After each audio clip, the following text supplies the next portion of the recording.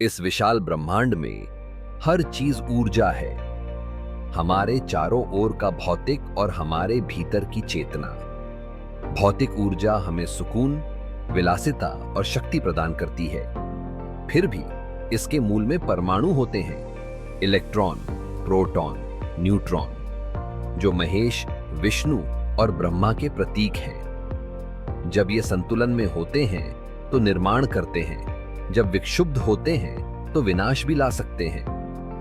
पर इससे भी गहराई में बसती है चेतना, चुपचाप ब्रह्मांड से प्रवाहित होकर गर्भ में, प्रत्येक श्वास में, हमारे हर कोशिकांतरण तक पहुंची हुई। जैसे ही हम शांति में सांस लेते हैं, शून्यता उभरती है और चेतना जागृत होती है। यह रहस्य है। जब भौतिक और चेतना संगठित हो जाते हैं तो हम सिर्फ जीते नहीं, हम रूपांतरित होते हैं। यह विलासिता से मुक्ति की यात्रा है, रूप से निरूप के मार्ग पर, पदार्थ से परमात्मा की ओर। इसे अनुभव करें, विस्तारित करें, बन जाएं। आज का विषय रहस्यमय विषय ही है। अंग्रेजी भाषा में इसे कहा जा सकता है mysterious energy of material and consciousness, और हिंदी भाषा में भौतिक और चेतना की रहस्यमय ऊर्जा। भौतिक भी एक ऊर्जा है और चेतना भी एक ऊर्जा है। जैसे कि आपने प्रश्न पूछा, ये उसी से संबंधित है। अंदर हमारी चेतना रहती है और बाहर का जीवन हमारा भौतिक जीवन है, और दोनों का ही आपस में गहरा संबंध है। तो सबसे पहले हम भौतिक ऊर्जा को समझने की कोशिश करते हैं। हम इस भौतिक संसार में रहते हैं और हमारे चारों तरफ भौतिक ऊर्जा ही है। हमारा जितना भी हमारे पास मटेरियल वर्ल्ड है, वो भौतिक ऊर्जा का ही एक रूप है। भौतिक शक्ति की वजह से ही हमारा जीवन जो है बड़ी लग्जरी में रहता है। हमारे पास सब लग्जूरियस पदार्थ होते हैं। हर तरह की हमारे जीवन में सहूलताएं होती हैं, और धन जो है भौतिक ऊर्जा का एक महानतम रूप है। इससे आप कुछ भी संसार में भौतिक रूप से प्राप्त कर सकते हो। बड़े-बड़े घर बना लेते हो, अच्छे होटलों में रहते हो, और आपका भौतिक जीवन बड़ा ही लग्जूरियस हो जाता है। लेकिन थोड़ा आप गहराई में जाने की कोशिश करो। जो भी आपके पास भौतिक पदार्थ है, जो भी आपके पास मटेरियल है, सोना है, चांदी है, तांबा है, या लोहे की चीजें हैं, या और कोई भी मटेरियल है, उसको अगर आप छोटे-छोटे भागों में विभाजित करोगे, तो मॉलिक्यूल्स आ जाएंगे। उससे छोटे भाग में विभाजित करोगे तो एटम आ जाएगा। अब एटम के अंदर भी अगर आप देखो, तो एटम में इलेक्ट्रॉन रहेंगे, पॉजिट्रॉन रहेंगे और न्यूट्रॉन रहेंगे। ये हर पदार्थ की शक्ति अलग-अलग रहेगी, लेकिन जो बनावट है वो परमाणु का के रूप से ही होती है। तो हर परमाणु में इलेक्ट्रॉन, पॉजिट्रॉन और न्यूट्रॉन की ही प्रधानता होती है।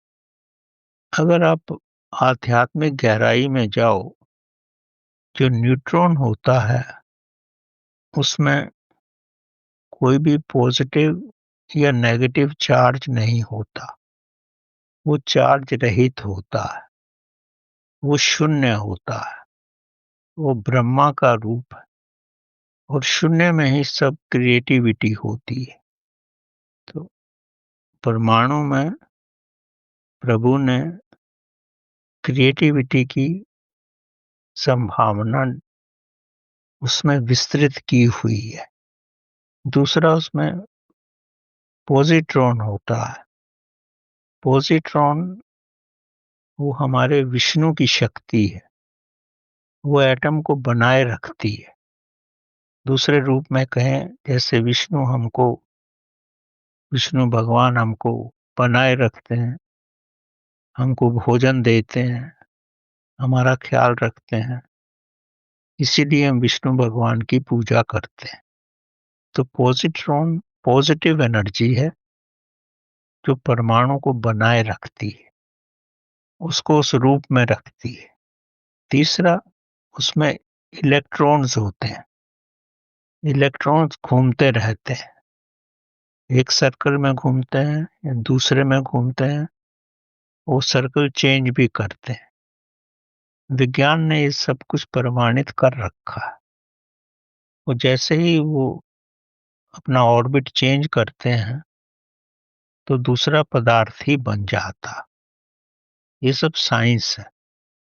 तो हर पदार्थ में परमाणु है, उसमें ब्रह्मा, विष्णु और महेश जो इलेक्ट्रॉन्स हैं, वो महेश की शक्ति है। तो अगर आप गहराई से समझना चाहो तो जितने भी हमारे पास पदार्थ हैं वो सब प्रभु की शक्ति ही है। उस शक्ति से ही हम आनंद से जीवन गुजारते हैं, उनका ही प्रयोग करते हैं और हर रूप में उस शक्ति से ही अपना उद्धार करते हैं। आपको ये जान के आश्चर्य होगा, अगर परमाणु में इलेक्ट्रॉन, पॉजिट्रॉन और न्यूट्रॉन को अलग-अलग किया जाए तो उसमें भयंकर ऊर्जा निकलती है। एक छोटे से परमाणु में, जिसको कि हम नेत्रों से नहीं देख सकते, उससे ही एटम बम का निर्माण होता है। वैज्ञानिक विधियां हैं जिससे हम एटम को एक्सप्लोड करते हैं और परमाणु ऊर्जा इतनी ज्यादा निकलती है कि उससे भूकंप भी आ जाता है और उसी ऊर्जा से जापान के दो बड़े नगरों का, हिरोशिमा और नागासाकी का, पूर्ण सर्वनाश हो गया था। और उससे इतनी रेडिएशन निकली थी कि आज भी लोग उस रेडिएशन से सफर कर रहे हैं, परेशान हैं। तो जब ये ब्रह्मा, विष्णु, महेश एक साथ संतुलन में रहते हैं तो हमको आनंद देते हैं, हमारी जीवन की उन्नति करते हैं। अगर हम इन महाशक्तियों को वो अलग-अलग करने की कोशिश करें, वो जो व्यक्ति ने किया भी है, उससे कितना विध्वंस होता है, ये आपने समझा भी है और आप जानते भी हो। तो इस शक्ति का, जो हमारे पास भौतिक शक्ति है, उसको सुचारू रूप से ही प्रयोग करना उचित है। अगर उसको सुचारू रूप से प्रयोग नहीं करेंगे तो वो हमारे लिए बड़े घातक भी सिद्ध हो सकती है। ये मानसिक मनुष्य के उद्धार के लिए भी प्रयोग होती है और मनुष्य को विध्वंस करने के लिए भी इसका प्रयोग होता है। ये एक महाशक्ति है। तो ये तो इसका भौतिक रूप है। हम इस संसार की जितनी भी सुविधाओं में रहते हैं तो इस शक्ति के सामंजस्य से ही रहते हैं और अपना शांतिपूर्ण जीवन भौतिक संसार में भौतिक वस्तुओं के साथ रह करके और उसको ठीक रूप से इस्तेमाल करके शांतिपूर्वक अपना जीवन यापन करते हैं। लेकिन कोई भी भौतिक वस्तु है, उसमें इलेक्ट्रॉन्स हैं जो घूमते रहते हैं।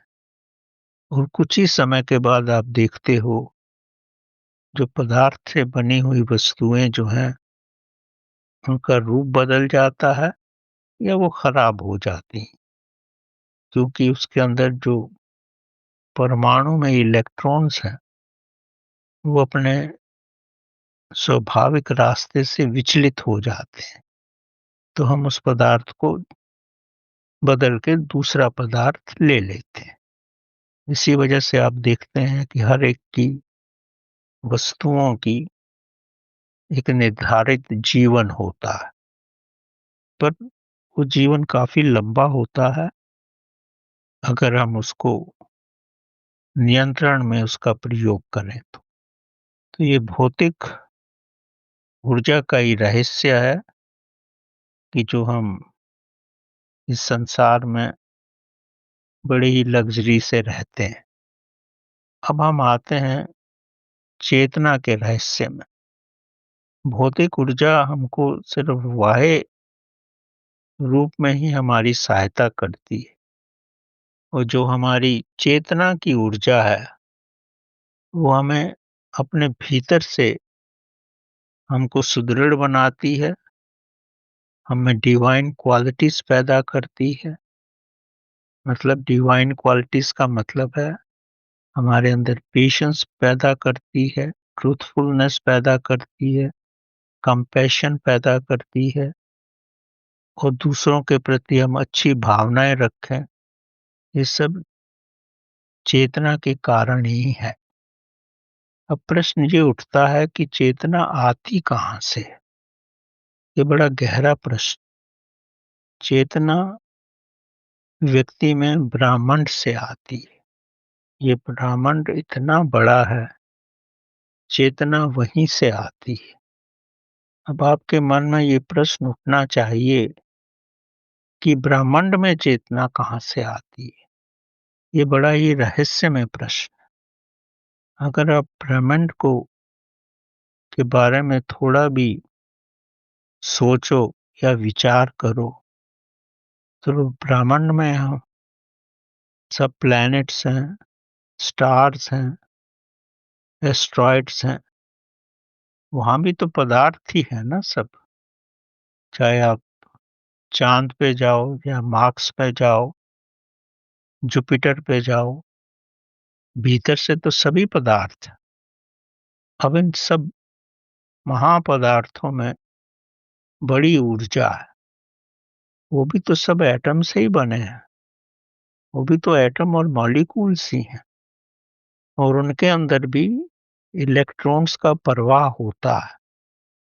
किसी भी पदार्थ को अगर बड़े लंबे समय तक रखा जाए, हजारों साल तक रखा जाए, जैसे हमारे प्लैनेट्स हैं, स्टार्स हैं, तो उनके अंदर की जो ऊर्जा है, जो इलेक्ट्रॉनिक फॉर्म में है, वो लाइफ एनर्जी के रूप में वहां से हजारों लाखों साल में निकलने लगती है।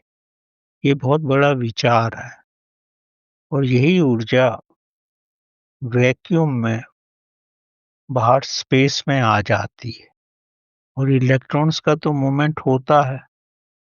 वहां से इतनी शांत ध्वनि निकलती है जिसको हम अनंत नाद कहते हैं।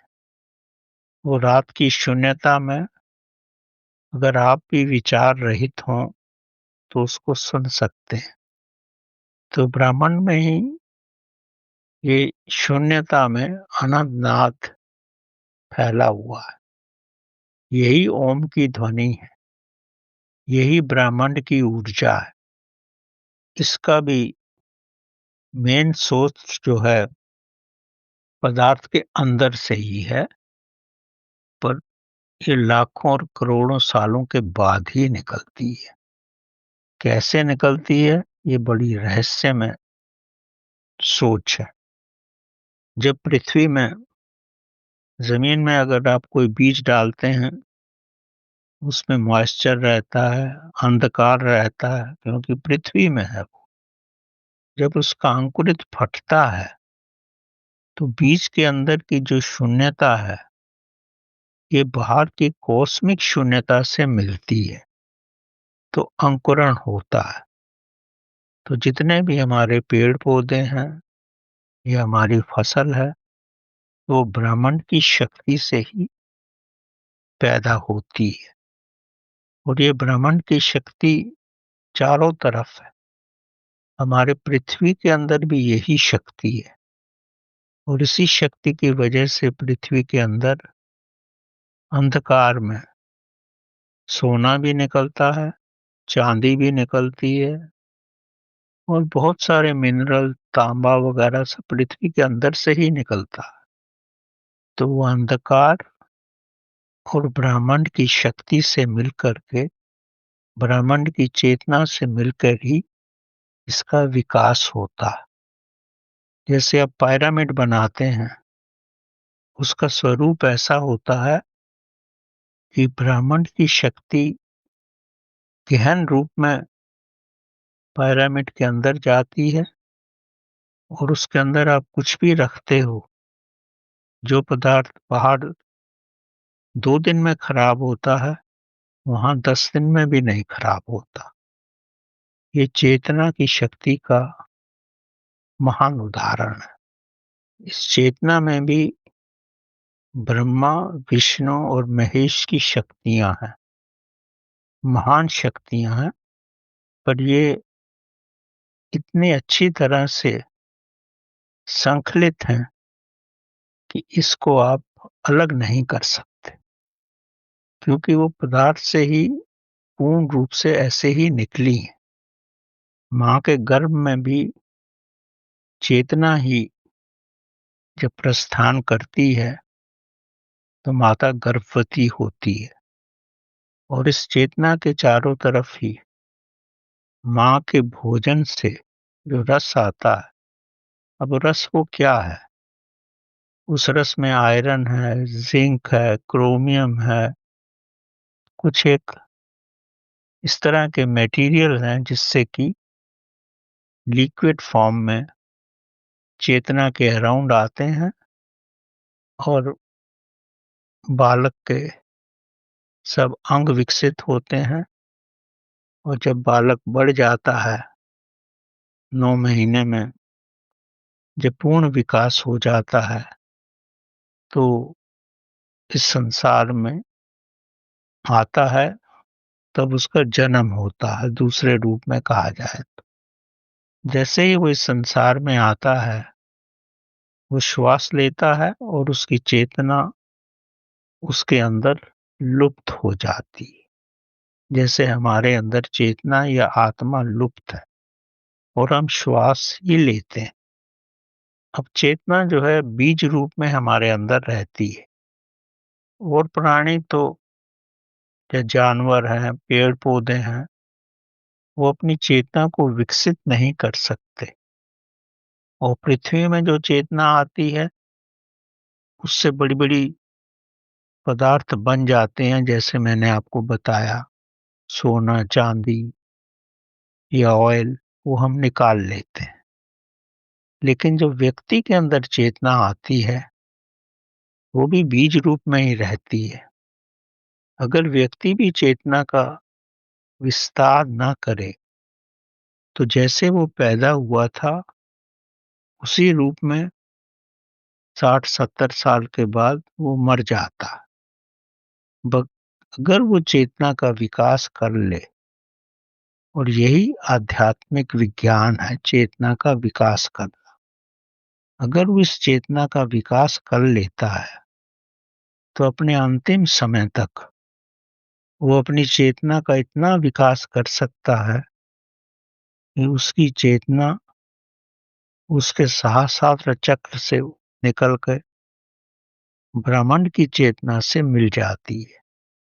जब ब्रह्मांड की चेतना से मिलती है, तो उसको ब्रह्मांड का आनंद आने लगता है और ब्रह्मांड का ज्ञान हो जाता है और इसी को हम आत्मज्ञान भी कहते हैं। ये सब चेतना का ही विकास है। अब प्रश्न ये होता है, जब चेतना बीज रूप में आपके अंदर है, तो व्यक्ति उसका विकास कैसे करे? हमें क्या करना चाहिए कि हमारे अंदर वो चेतना का विकास हो?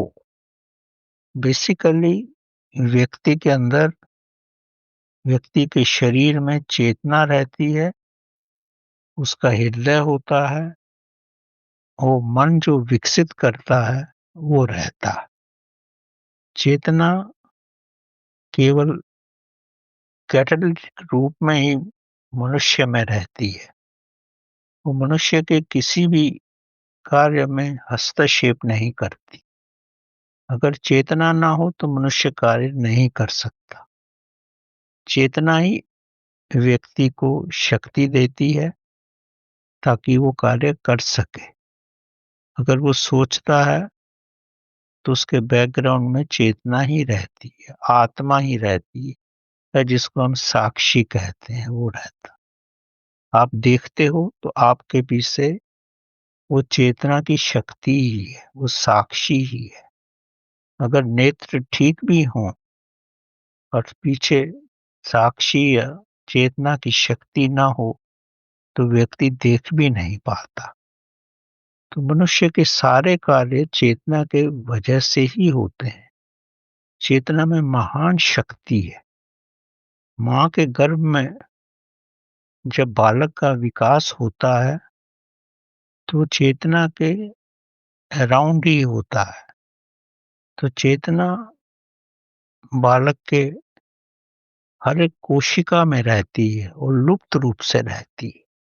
इसी तरह हमारे शरीर में भी चेतना हर एक कोशिका में है, पर लुप्त रूप से है। हमें उसका आभास नहीं होता। अब इसका कैसे विस्तार किया जाए, यही आध्यात्मिक विज्ञान है।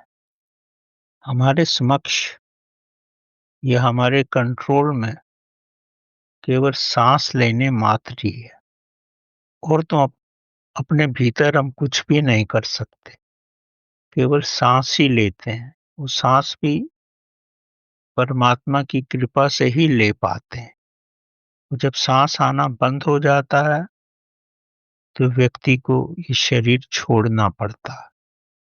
चूंकि चेतना हमारी हर कोशिका में है, तो अगर हम अपने अंदर शून्यता को स्थापित कर लें, मेरा कहने का मतलब है कि सांस की प्रक्रिया से अपने भौतिक शरीर से हम सारा सांस बाहर निकाल लें, तब हम अपने अंदर शून्यता महसूस करेंगे।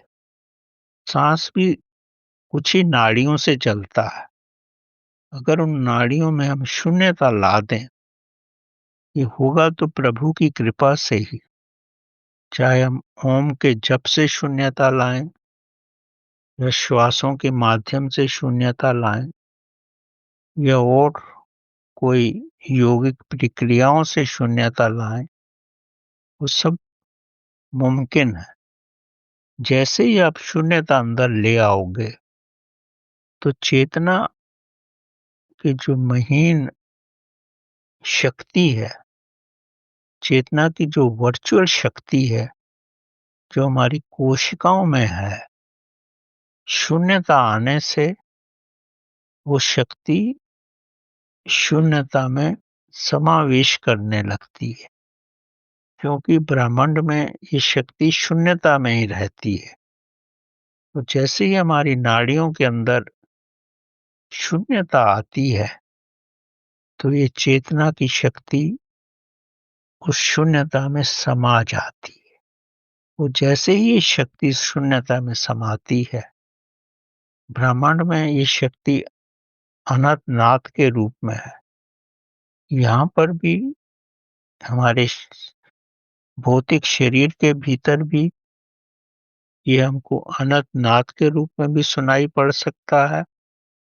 और नाद जो है बड़ी सरलता से इलेक्ट्रिक करंट के रूप में भी बदलाव हो जाता। कुछ व्यक्तियों को अनंत नाद के रूप में सुनाई पड़ता है और कुछ को ऐसा लगता है कि उसके स्पाइनल कॉर्ड में एक हल्की-सी बिजली की धारा चल रही है। ये चेतना का ही रूप है। जब आप कई सालों तक इसका अभ्यास करते रहोगे, शून्यता के रूप में या क्रिया योगा के रूप में या ओम की साधना के रूप में, जैसा मैंने पिछले सत्संग में इसका विस्तार किया है, तो ये शक्ति आपके रीढ़ की हड्डी में आपको इसका आभास होगा। ये चेतना की शक्ति ही है। और जब चेतना की शक्ति का इतना आभास आपको होगा और इतना इसका विस्तार हो जाएगा, तो ये शक्ति आपके अजना चक्र में विश्राम करने लगेगी। 2 नेत्रों के बीच में इसका विश्राम होगा और आपके दोनों नेत्र एक पॉइंट पे आकर के उनकी निगाह टिक जाएगी। ये चेतना की शक्ति के विकास होने पर ही इसका आपको अनुभव होगा। जैसे कि वहाँ पर इसकी एनर्जी बढ़ रही है। धीरे-धीरे स्वयं ही ये एनर्जी का प्रस्थान ऊपर की तरफ होने लगेगा। अब आपको कुछ करना नहीं है। आपको ये शक्ति 2 नेत्रों के बीच में लाके छोड़ देनी है। इसको कुतक्ष चैतन्य भी कहते हैं।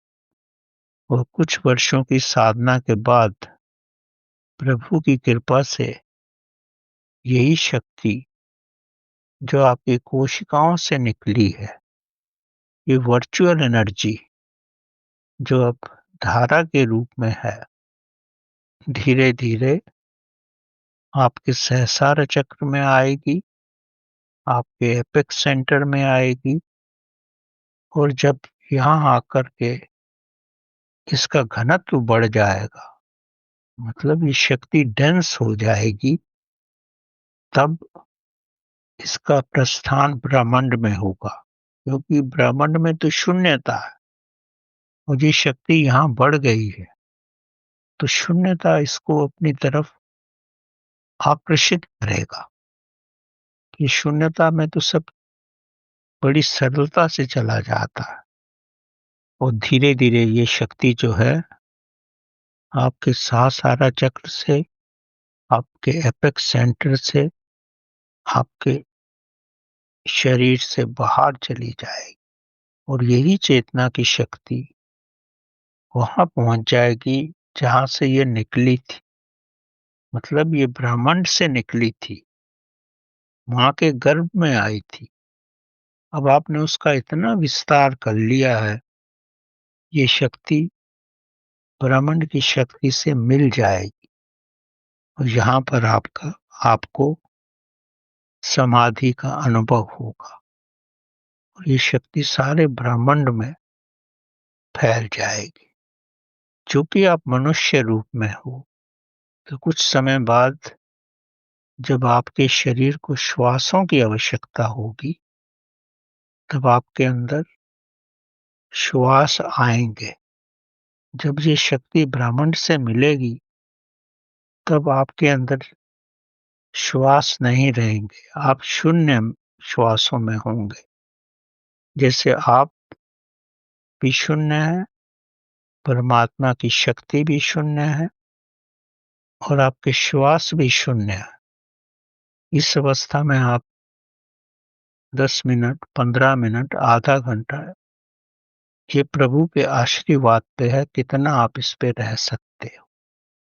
जब शरीर में श्वासों की आवश्यकता होगी, तब ये शक्ति स्वयं ही आपके भौतिक शरीर में सहस्रार से होकर के भीतर प्रस्थान करेगी और तब आपकी चेतना का इतना विस्तार हो जाएगा, जैसे आप गए थे वैसे वापस नहीं आओगे।